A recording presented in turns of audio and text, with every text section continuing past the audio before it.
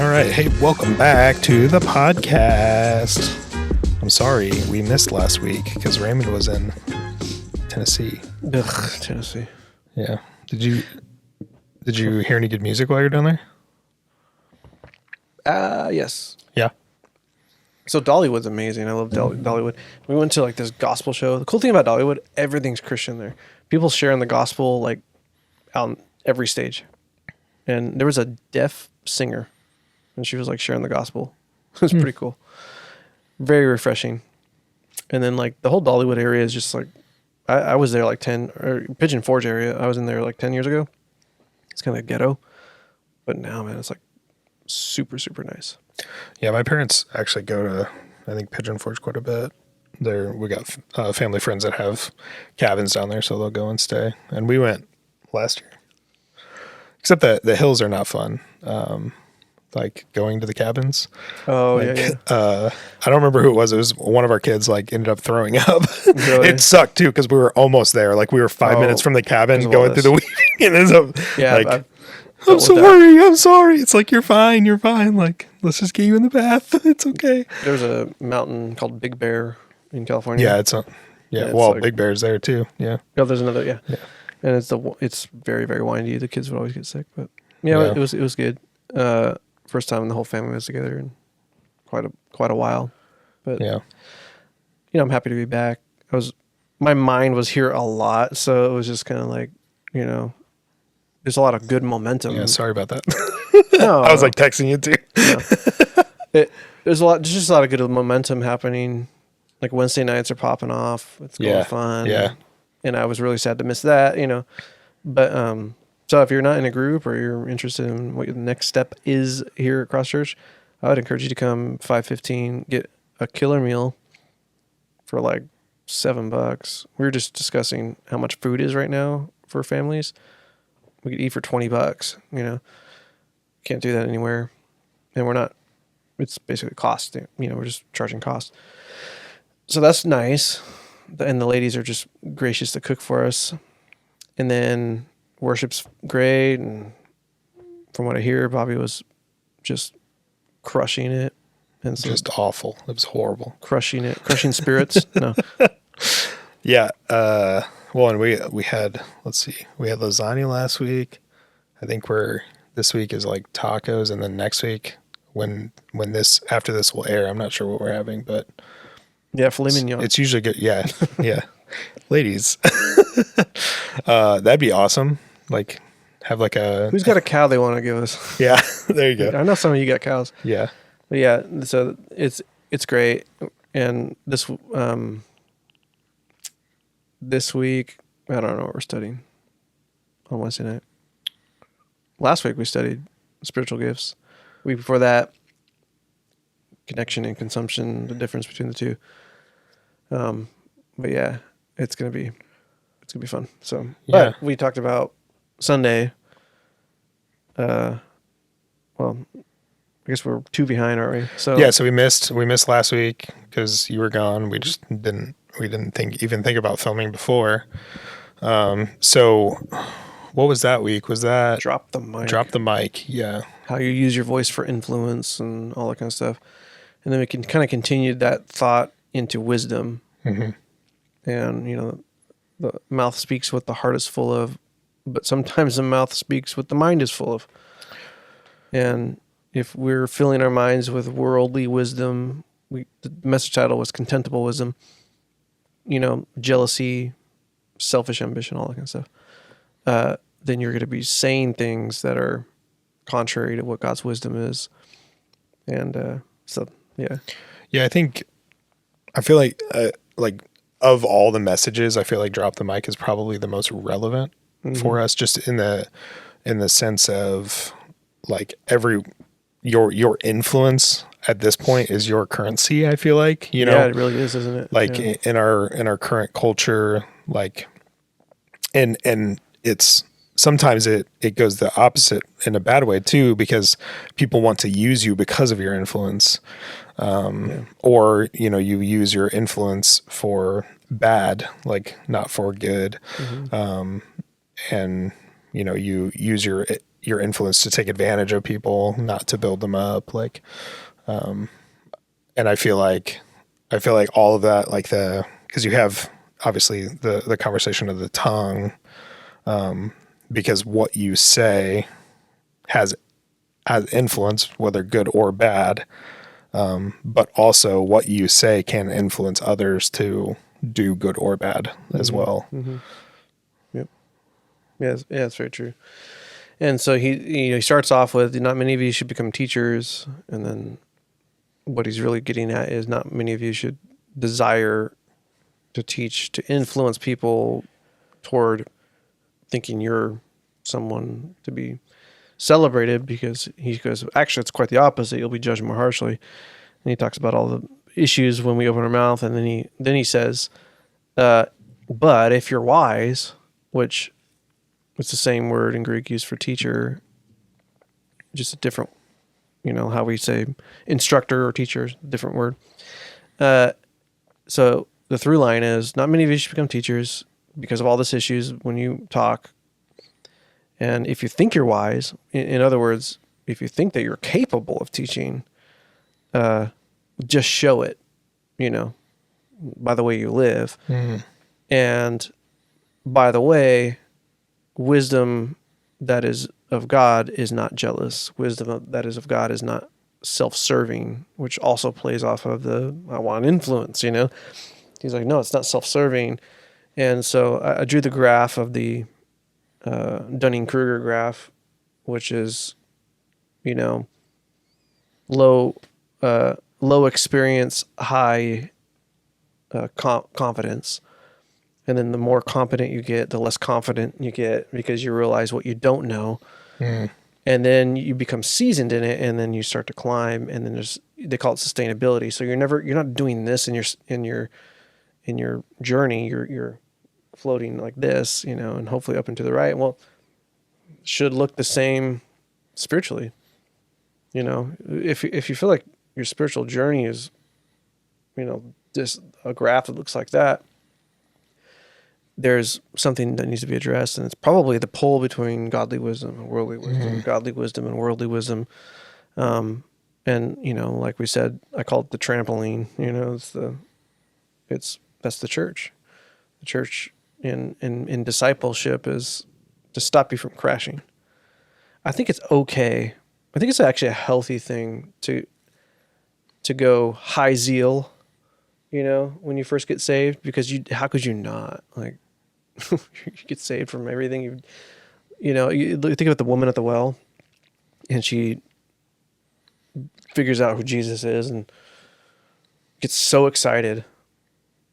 And it says that she goes and tells everyone. She goes, "You got to come and see this guy.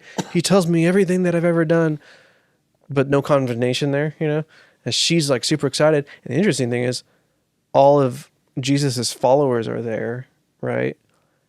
And they were sent out to go get food, probably really angry that Jesus made them stop in the Samaritan town. It's like you're driving through all these nice towns on vacation, and Dad wants to stop at the ghetto area at the 7-Eleven or whatever to buy food. You're like, but there was a Chick-fil-A right over there.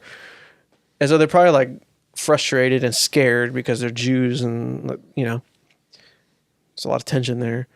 And then they come upon Jesus, and she's so excited to tell everyone, and she's telling these mature believers, and that had to have done something to them when they were sitting there with him, like, well, what happened here? This despised Samaritan, is all excited to tell us, these Jewish dudes, about this guy that we already know about, And why aren't we as excited? At one point, they probably were, seeing all these miracles, seeing all this stuff happen. But that's why it's good to have new believers in your fellowship, because it restokes a flame in you, right? It's like a oxygen. But those who are stable should celebrate, but then also, hey, okay, sit down for a second. Let's figure this out together. And without that, that's when you see people fall off. That's, they talk about the front door of the church in the back door of the church. I think a lot of people walk out the back of the door of the church, not because they get burned out, but because they burn out. Mm. There's a difference between being burned out and burning out. It's like being burned out is being used and overworked and overstimulated, all these things. Like you probably experienced it. You've experienced it, certainly. Like you get into ministry and they're like, oh, you're good at this? Sweet. Oh, you're good at this too? Sweet. Oh, hey, go over those chairs over there. It's like, all right, before you preach, go clean this toilet, Yeah.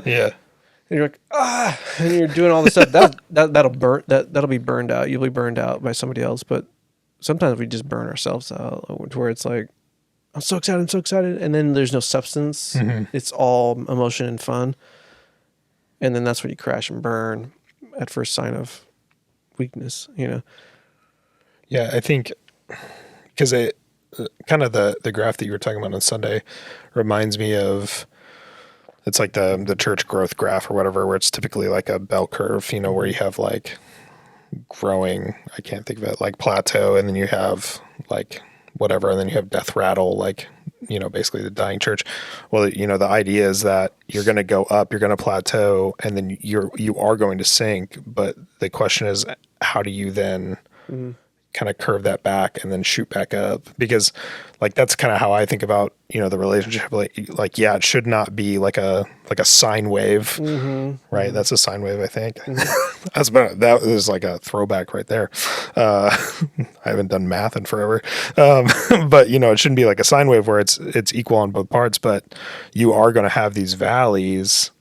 But the question is how do you turn it around to then go back up? And then the hope would be that your plateau is higher the next time than where you were, because then you continue to grow. Yeah. And you're going to continue to grow. That doesn't mean, you shouldn't look at anyone in the church, even no matter how spiritual they are, and go, they must never have doubt. They must never have whatever, because they do. And I feel like sometimes the further you get is the bigger the wall is sometimes, so like, or the bigger the giant, like it's like, well, yeah, God was faithful then, he'll be faithful now, but this thing looks way bigger than it was, than what I dealt with last time or whatever. And so I think it's that, like, I think it's that you never want to get yourself back down to a place of like despair. You want to get to a place of like, okay, let's turn this around. Let's evaluate where I'm at and then shoot back up and continue to grow that way. We've talked about before, like the lifelong learner, like you should never get to a place where you believe that you are the best, or, we've had that very large thing about John Mayer popping off on Instagram, but the little sermon illustration. But if you watch interviews of John Mayer, he is one of the best guitarists of our generation. He's also one of the most hated. Yeah, but he also would not say that. He would say, like, I've got so much to learn. I've got so many more things that I don't know. And I think that that's the idea that you were talking about. Like, you get to this point where you're almost like, yes, I know a lot, but that doesn't mean that I know everything. And I think that too actually motivates us to grow and motivates us to be better, and become more wise, because we realize, hey, I don't know everything, and I can learn something from even somebody younger than me or more unexperienced, because my faith doesn't look the same as theirs. And maybe you've forgotten the childlike faith where you just, like, I can tell my kids anything and they believe me. Yeah. But I can tell my kids anything and they believe me, right. So it's like, there's a responsibility. Yeah. Like I can tell them anything and they'll believe me. And that might be a positive thing and whatever, and something that's true, but I can also lie to them and they would believe it because they don't know any different. That's why it says in 1 Timothy, to be a worker worthy of the call, rightly dividing the word of truth. because some of these new believers are eager to hear, eager to learn, and it's so easy to lead people into the wrong category, lead them astray with your words if you yourself are not dedicated to study, you yourself are not dedicated to understanding the things of God. When somebody says like, why do bad things happen to good people? And you're just like, oh, maybe there's sin in your life. And then they're like, oh no. And then they like put that deep in their brainstem. And then every time something bad happens, it goes, oh, it's because of my sin. It's like, well, there's no condemnation in Christ. Like, that's not a good way to look at that. We live in a fallen world and things go wrong and things are bad, but God is faithful and he will not allow you to be tempted beyond your ability to withstand. He will not, you could quote scripture to them to show them it's like, it's going to be this a little bit. But the drastic moves depend on how many people are around you. The downward turn will be a lot less drastic if you have more spiritually mature, godly people to say, oh, you know what, actually, let me help you along on that. But if you don't, you're left to your own device, and it's like, it's almost the blind leading the blind, if you don't know, or chat GPT leading the blind, it's like, what do you do? Go to Google and everybody's arguing about this subject, it's like, I was looking at a post by the Honest Youth Pastor, and it got a lot of pushback. I'm going to try to find it here. If you don't follow him, he's pretty funny. He actually shifted he used to do like memes and stuff. And now he's doing more like theological content. Because I think, he said, it's incredible how many Christians, especially those with pastor in their bio, have very little demonstration of the fruit of the Spirit in what they say and do. And then he says, where does he post a lot? He says, one of the issues with young Christian men is they would rather be discipled by based X accounts rather than the elders in their own church. They perceive strongly worded tweets as virtuous while ignoring the wisdom of the godly men in their local church. That's the danger of going it alone. Who do you believe and who do you listen to? I have no problem with podcasts and YouTube videos and TikToks and stuff like that. The problem is they put the phone down and you never see them. You're not witnessing anything in their life to show fruit, like you said. You're just seeing glitz and glamour and pithy phrases and things like that. You don't see fruit. I think point in case, you brought up the sermon illustration that was on Instagram. Everybody assumed, not everybody, maybe a handful of people.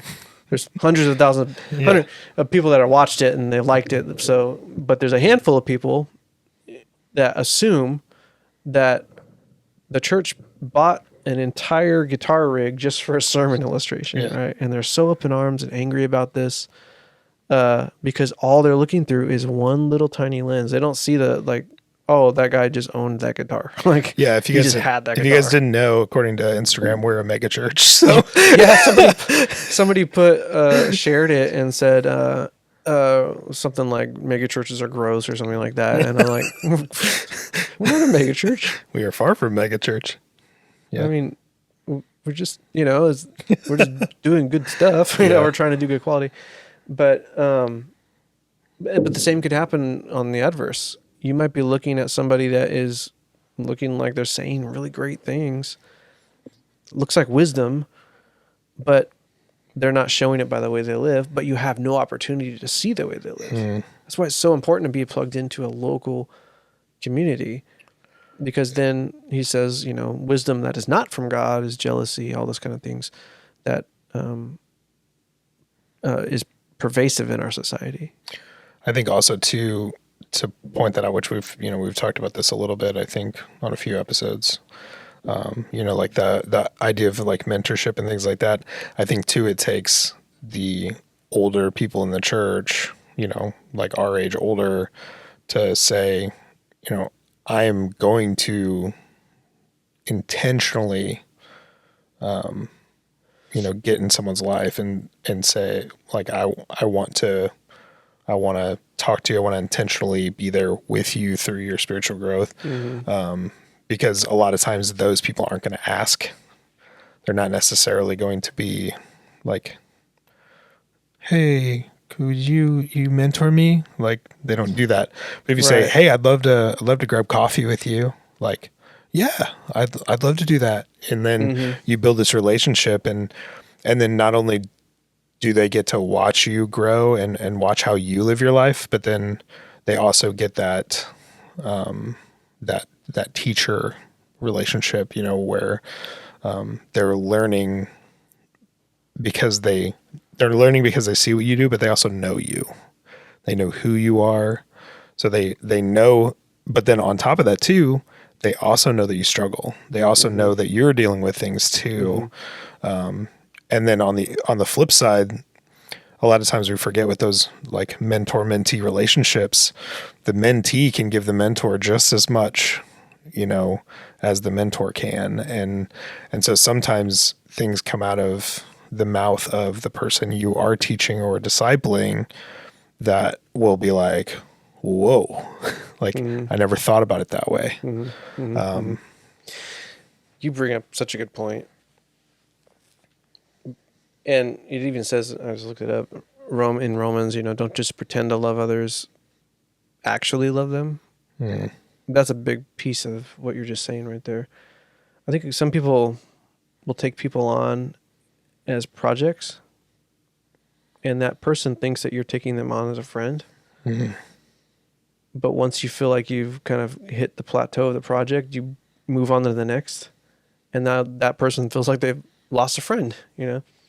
This really has to be kind of an ongoing, turning over. And there needs to be an understanding that, I think that's why Paul says this, don't just pretend to love others, because it's easy for us to be like, just taking on projects, just taking on people as like, I'm going to build this. You're not.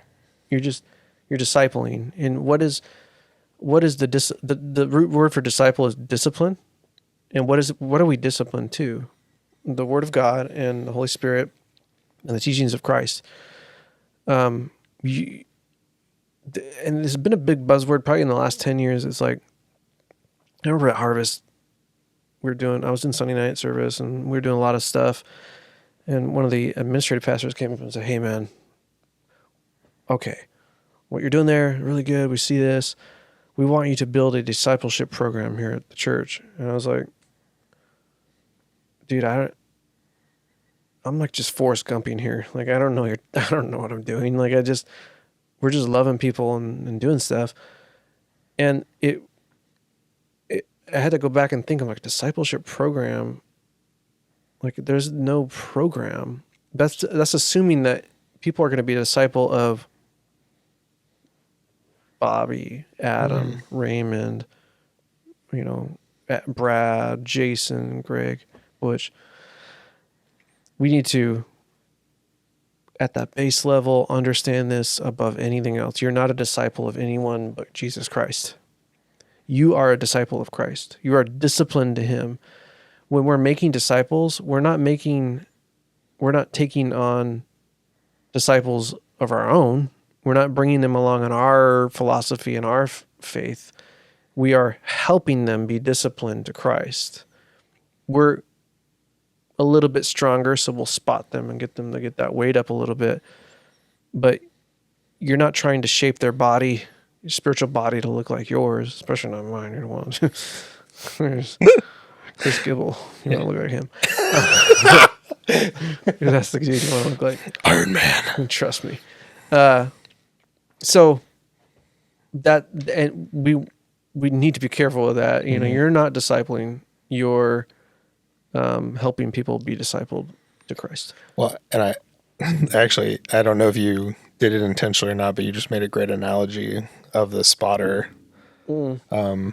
Because the idea is not that you're standing at the end of the bench lifting it for them. You are there in case they drop it. Like I was like, I mean, you were just talking and it just flew out, but I'm like it's not, you're not lifting it for them. Like they're lifting the weight. Yeah, but they you're, have to, right? But you're there if they get too weak to grab it and to hold on and to help. Yeah. You know, like And maybe take some weights off. Wow, dude. And it's like, good job. well, and it's like, you know, like there's a tendency because I forget the fallacy is called. It's like the fallacy of competence or something like that, where it's like you become so competent in something that you can't explain rudiments to other people because you're so well versed in that thing. So like if somebody wants to learn guitar or whatever music, I can't. It's so frustrating to me to be like, just look, or whatever.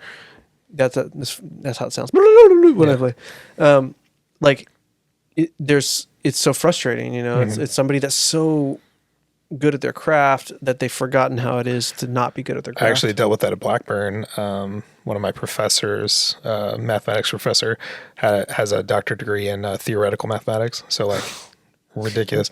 So he was teaching calculus, and like a lot of times when people would ask questions, it was like you could see him like physically like turning his gears, going, how can I explain this? Yes. Yeah. You know, where it's like this is algebra to me, you know, like, and yeah, it's the same, you know, like I've been asked before with drums. It's like, hey, how do you get your arms and legs to work separately? I'm like this. I'm like, I don't know. Like it just happens. Yeah. Like, and well, and then it's like, Side note: you had this fill on Sunday. It just reminded me of this. First of all, the band was outrageously good on Sunday. Just like so pro. It was like what song was it? Dang it, I don't even know anymore. But it was a fill into a snare flam, and I was like, that's tasty. I don't know what it was. It was like Yeah. I was like, and it was like just lagged and then I don't know. Cool. You know what I mean? But yeah, I mean, it's stuff like that where you're just like, and then it makes you think like, was I just like born being able to do this? You know, like, right. Like, you know, it's like, I mean, with guitar, it's like, how do I think about chords on this hand, but also like strumming on this hand, like, especially when you're talking about like finger picking and things like that, cause they're really moving separately, you know, and you're like, you know, am I just genetically able to do that? Like, cause sometimes it's like, I mean, if you can't do it, like, I don't know, like, can you learn how to do that? I don't know. Well, the funny thing is, at one point you learn to do it, and they call it limb independence, right? Like when you're playing drums, because you got one thing going like this, and the other thing's doing something different, and then the kid, you know, and some guys are nuts. Like some guys can go like 6/8 in one tempo, and then like polyrhythms, all this stuff. I don't know how. That like Russian or German dude on TikTok, I can't remember what his name is. It's like Sergio or Sergey blah blah, like something like that. He's crazy. Like he'll be doing like 4 different polyrhythms on each. I'm like, the guys with the pins that do like the pin thing. Yeah. Like, and then like I saw one guy, he was playing drums and he made it sound like latency, but it was like actually just him playing. It was like it was like, jeez, man. And so it sounded like natural reverb, but it was actually just him playing. It was the weirdest thing. But yeah, like the limb independence, you're not thinking about the limb independence. It's just it's like this muscle memory thing that happens all, and it's all just kind of going. It's going all good.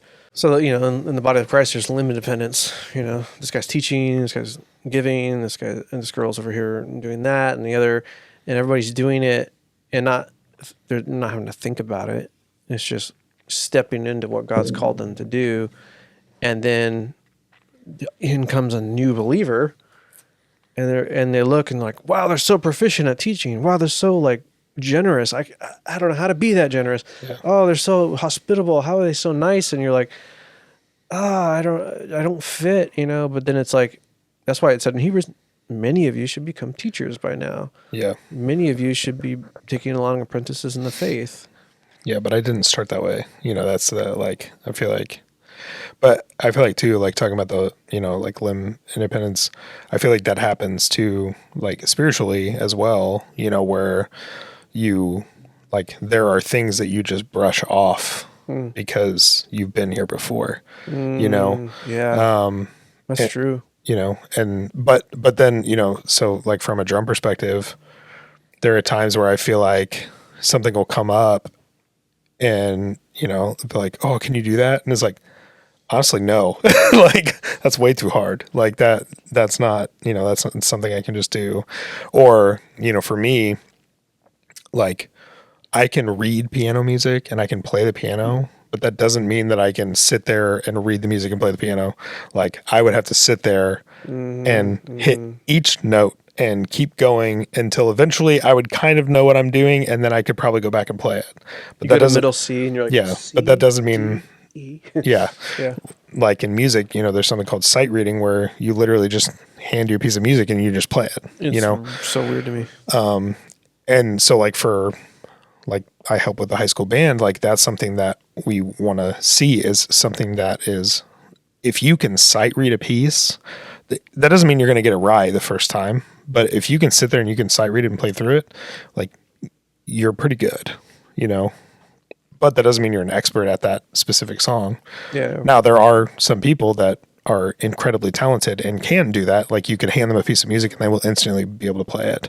Or, there are people that they can hear it and play it, which is even crazier. Yeah. But you show all of these different levels of skill and these different levels of, there are people that can hear it and play it. There are people that can see it and play it.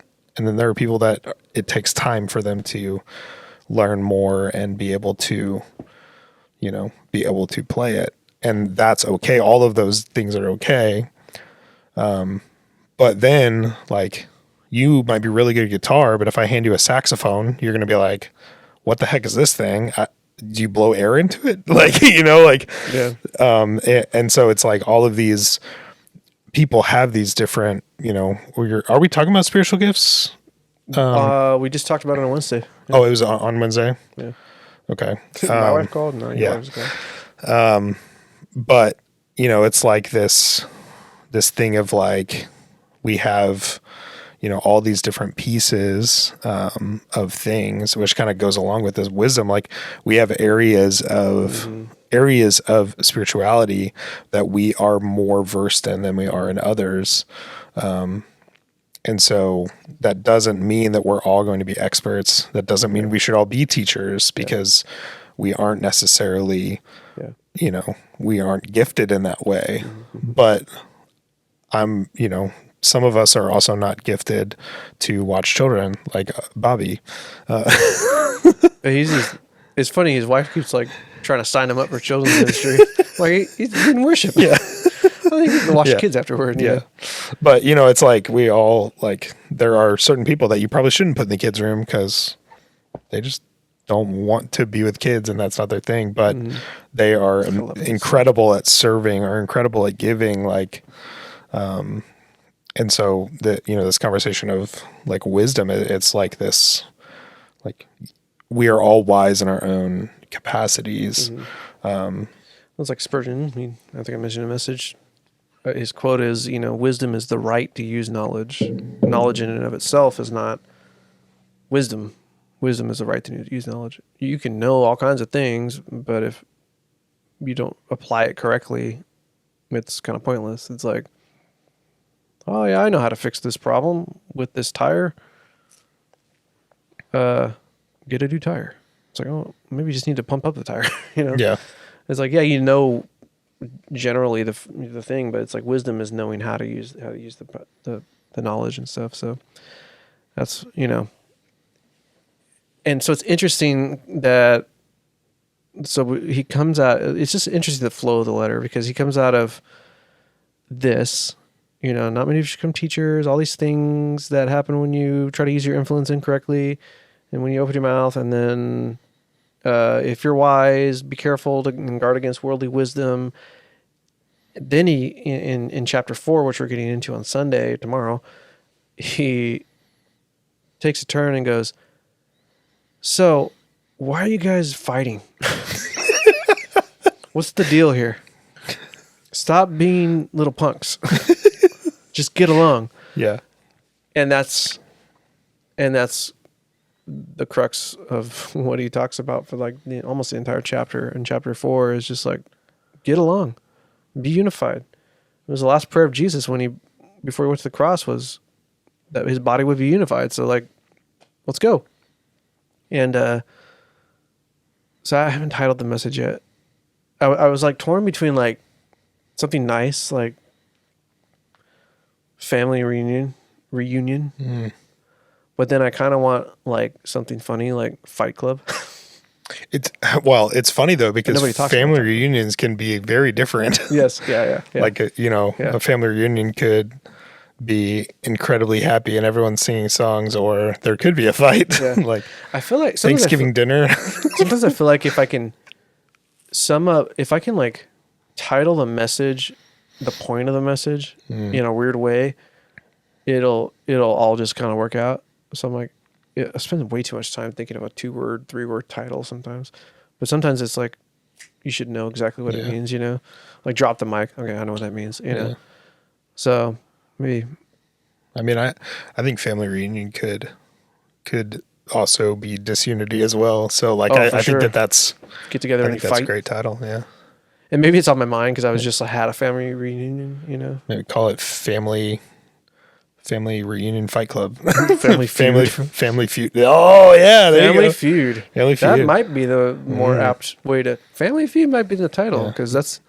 Do you think you could grow a mustache before Sunday? Hey, don't copyright us. Yeah, I'll give you a copyright check. Yeah, we keep getting that. Yeah, Steve. Yeah. there Survey you go. says. Dude, there's some funny, like, you've ever watched those Family Feud things? So it was funny. We used to go to it was a Quest Community Church down in Lexington, Kentucky, and one of the guys that was a worship leader down there was actually on Family Feud, and he ended up he said, what was it? I think it was like, what's your favorite kind of suit or something like that, and he buzzes in and goes, chicken noodle. And so like it's it's one of the like the classic compilation clips now. Chicken noodle. Yeah. So because he thought it said soup. And this was suit. Yeah. Chicken noodle suit. Yeah. Well, you could just see Steve Harvey like going, all right, is it chicken noodle? Yeah. What a. Yeah, he did. I mean, he definitely did his like face, the like Steve Harvey, like, are you dumb? I love Steve Harvey so Yeah. much. He's so funny. But He's hilarious. He's the best host for that show. absolutely. Yeah. The Yeah. disdain in his face when somebody screws up. When somebody says something dumb Yeah. or whatever. I can't remember The dumbest things. what was the one. It was like it was something like things you don't say to your wife or something like that. And it was like a group full of men and they're all going, They're not gonna say like, it. I'm not gonna yeah. It's like I'm not gonna answer that question. That's funny. Well, tomorrow, show up Cross Church 9 a.m. for Family Feud. Actually, don't show up for Family Feud. Yeah. Show up for the Word of God and fellowship, and possibly, I think it's going to have to be called Family Feud. Yeah, I think that's after great. all this Yeah. talk, it has to be called Family. So, title of the message is Family Feud. So yeah, we'll see you tomorrow. We're excited about church because church. I love church. There will be water, I think. Yeah, unless another water main breaks. Yeah. Yeah. Pray that there's not a water main that breaks. Yes. Okay. Goodbye. We'll catch you on the flip side.